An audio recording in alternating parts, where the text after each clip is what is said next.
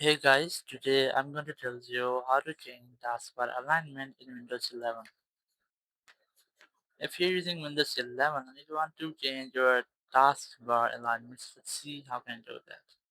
So if you want to completely change position of your taskbar, like if you want to move your taskbar completely to top or right or left on these edges, so you have to use a third party app. Or if you want to only change taskbar's alignment, so you have a single way. Just right click on this taskbar or any empty place in taskbar, go to taskbar settings.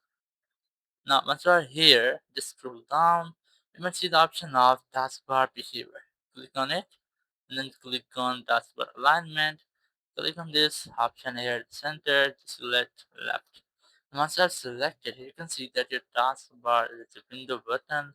Also, your apps are moved to left. If you want to set it or change it back to center, just click on this again, select center, and it will be shifted. So in this way, you can easily change your taskbar alignment in Windows 11. Thank you very much for watching the video. Until next video, bye bye.